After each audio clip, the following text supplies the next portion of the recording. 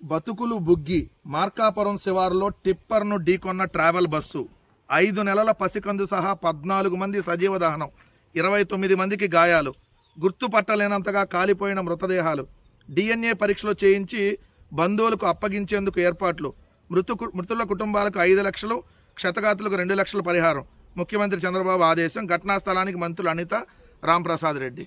అంతా అయిపోయినాక వచ్చే ఉపయోగం ఏంది? 6 నెలల వ్యవధిలో 6 బస్సు ప్రమాదాలు జరిగినాయి ఆంధ్రప్రదేశ్ రాష్ట్రంలో. 6 నెలల్లో 6 ప్రమాదాలు అంటే ప్రతి నెలకు వచ్చి ఒక ప్రమాదం జరుగుతూ ఉంది.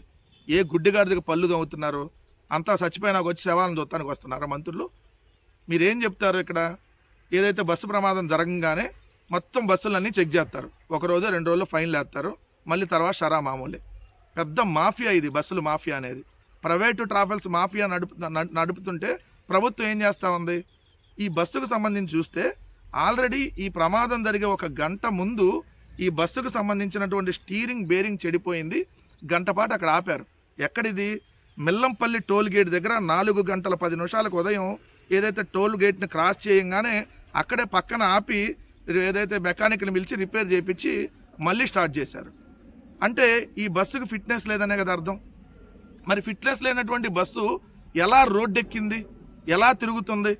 ఇంకొకటి ఇక్కడ చూస్తే డ్రైవర్ నిర్లక్ష్యమే ప్రమాదానికి కారణం అని చెప్పి ఇంతకీ బస్సు మార్గం ఎందుకు మారింది? ఈ బస్సు తెలంగాణలోని కోరుట్లలో నుంచి బయలుదేరింది. తెలంగాణ జగిత్యాల నుంచి బుధవారం సాయంత్రం 5 గంటలకి బయలుదేరింది. తర్వాత కోరుట్ల, తర్వాత నిర్మలు, తర్వాత ఆరుమూరు, తర్వాత భీమ్గల్లు, తర్వాత సిరికొండ, తర్వాత రామాయంపేట, తర్వాత మేడ్చల్ అంటే ఏదైతే తెలంగాణ. అక్కడి నుంచి ఆంధ్రప్రదేశ్లో పల్నాడు రావాలి. ఫస్ట్ పల్నాడు జిల్లాలో వినుకొండ రావాలి. వినుకొండ నుంచి దర్శి, పొదిలి, కనిగిరి, పామూరు మీదుగా నెల్లూరు జిల్లా కలికిరి వెళ్ళాలి. కానీ వీళ్ళు అక్కడ దర్శి రాకుండా వినుకొండ నుంచి ఎటు వెళ్ళారు? వీళ్ళు వినుకొండ నుంచి ఎర్రగొండపాలెం మీదుగా మార్కాపురం వెళ్ళారు. అంటే ఎందుకు వెళ్ళారు? అసలు ఈ బస్సు ఏదైతే ఎక్కడ పడితే అక్కడ జనాలను ఎక్కించుకొని వాళ్ళు ఏ రూట్లో వెళ్ళాలా ఆ రూట్లో వెళ్లకుండా వేరే రూట్లో జనాలు దించడానికి వెళ్ళింది. అంటే ఇది ఫస్ట్ ఆ బస్సుకు సంబంధించి ఏదైతే పాటించాల్సినటువంటి నియమాలు పాటించలేదనేది ఒకవైపు. రెండోది వచ్చేటప్పటికి అంటే ఇక్కడ రవాణా శాఖ నిర్లక్ష్యం. ఫస్ట్ పాయింట్ అంటే ఫిట్నెస్ లేకుండా 9 సంవత్సరాలుగా ఈ బస్సుకు ఒక చలానా కూడా వేయలేదంట. అంటే అధికారులు ఏ విధంగా లంచాలు తీసుకొని ఇట్లాంటి బస్సులకు పర్మిషన్ ఇస్తున్నారని అర్థం కావట్లా. చలానా వేయలేదంటే 9 సంవత్సరాలుగా ఇది ఇట్లాంటి బస్సులకి. రెండోది వచ్చేది ఈ హరికృష్ణ ట్రావెల్స్ అనేది చాలా వివాదాస్పదమైనటువంటి ట్రావెల్స్. 2 సంవత్సరాల క్రితం హైదరాబాద్లో ఈ ట్రావెల్స్ బస్సులో ఒక మహిళపై ట్రావెల్స్ బస్సులో మహిళపై డ్రైవర్ అత్యాచారం చేశాడు. ఇదే హరికృష్ణ ట్రావెల్స్. మరి ఇట్లాంటి బస్సు, ఇలాంటి ట్రావెల్స్కి ఏదైతే వాళ్ళు 9 సంవత్సరాలుగా చలానా వేయకుండా ఆ బస్సును నడుపుతున్నారంటే ఫిట్నెస్ లేకుండా ఎలా నడుపుతున్నారు అంటే చెకింగ్ కూడా చేయట్లే. కనీసం వేస్తే రోజు ఫైన్లే, రోజు ఆపేయాలి బస్సుని. ఇది ఒక పాయింట్. రెండోది ఏదైతే ప్రమాదం జరిగిన ఎమ్మటనే ఏదైతే ఫస్ట్ ఎవరికి ఫోన్ చేస్తారో పోలీసులకి 100 నెంబర్కి 100 నెంబర్కి ఫోన్లు చేస్తే 20 సార్లు చేసినా పోలీసులు ఫోన్లు ఎత్తారంట. తర్వాత 108 అంబులెన్స్ చేస్తే అంబులెన్స్ రాదు టయానికి, వాళ్ళు ఫోన్లు ఎత్తరు. అంటే రవాణా శాఖ, ఏదే విధంగా పోలీస్ శాఖ, అదేవిధంగా వైద్య ఆరోగ్య శాఖ 14 మంది చనిపోవడానికి కారణం ప్రధానంగా రవాణా శాఖ నిర్లక్ష్యం. ఈరోజు తక్షణం రవాణా శాఖ మంత్రి రాజీనామా చేయాలి. ఎందుకు? ఇదేదో ఒక ప్రమాదం కాదు, నెలకొచ్చో ప్రమాదం జరుగుతుంటే ఏం పొడుస్తున్నారు, ఏ గుడ్డిగాడికి పళ్ళు తవ్వుతున్నారు.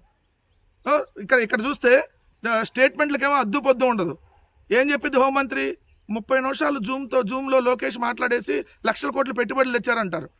మరి 30-40 సార్లు చేసినా పోలీసులు మాత్రం ఫోన్లు ఎత్తరు. ఇంకొక అంశం వచ్చేటప్పటికి ఏమంటారు వీళ్ళు? డ్రోన్ ట్యాక్సీలను ఎయిర్ అంబులెన్స్లు పెడతారంట.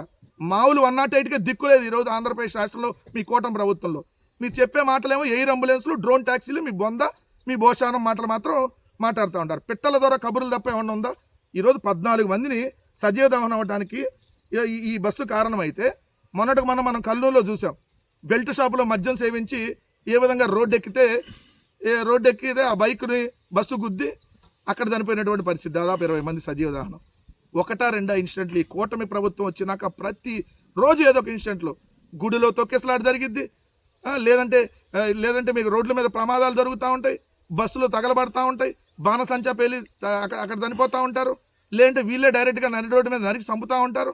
ఇంత దారుణమైనటువంటి పరిపాలన ఇక్కడ నడుస్తూ ఉంటే ఎంత మాఫియా అంటే 2200 ప్రైవేట్ ట్రావెల్స్ ఉన్నాయంట ఆంధ్రప్రదేశ్ రాష్ట్రంలో.